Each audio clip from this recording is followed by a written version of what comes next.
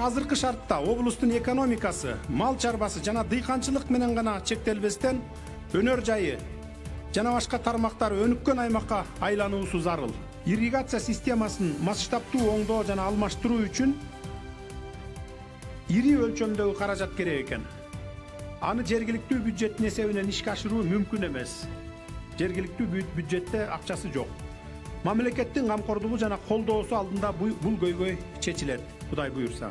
Жетим тоого, жаңгыз, жан жаныбарлардан бугу марал бизде гана калган. Башка жерде жок.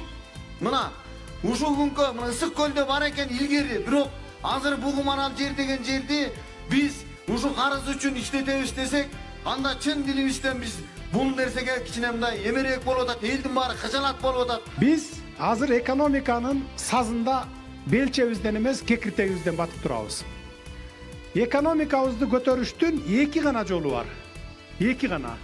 Бирөө инвесторлорду тартып келип, жумуш орундарын ачып, экинчиси өзүбүздүн кен байлыктарыбызды 100% өзүбүз иштетип. Бир дагы чет мамлекетке эмес.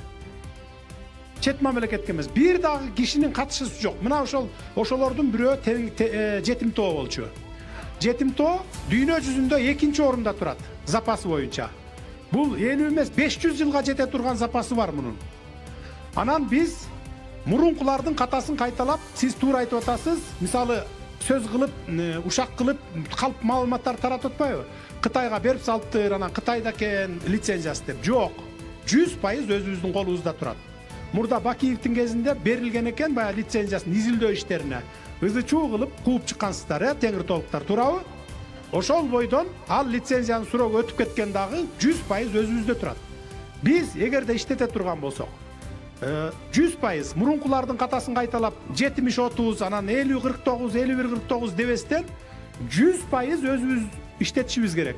Бир дагы чет элдин гражданын аралаштырбашыбыз керек. Башчысынан баштап пол жуугучуна чейин, шопурларына чейин биздин өзүбүздөрдүн жарандары иштейт, эгерде иштете турган болсок. Бул жерден экономикалык кризистен чыгып кетчү бирден бир булагыбыз ушул. Эгерде 500 баягы жүк ташуучу машина койсок, баягы сырьёсун эл аралык баягы неме менен, баа менен сата турган болсок, сырьёсун эле 1 жылда 1 миллиард доллар бизге түшөт. Мына тез аранын ичинде экономикалык саздан чыгып кетчү булагыбыз ушул. Биринчи баягы ача турган болсок, эгерде биринчи сырьёсун сатып, ошондон түшкөн акча менен завод салышыбыз керек. А завод салыш үчүн бир 2 жыл, 2,5 жыл, 3 жыл убакытты талап кылат. Завод салгандан кийин анан продукцияны сатып, ошону менен экономикабызды көтөрүп, кризистин сазынан чыгып кетсек болот, экономикалык кризистин.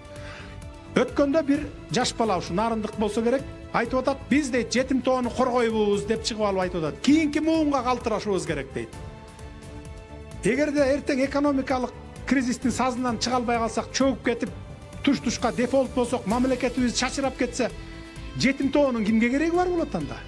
Жетим тоо сенин балатын небере чөбөрөң эмес, өзүңө калбай калат даш керек болсо. Күндөн күнгө ушу бийликке адамдардын ишеничи кетүүдө. Ошондуктан биз сизден суранабыз. Ошол ишениктерди кайтып келиңиз.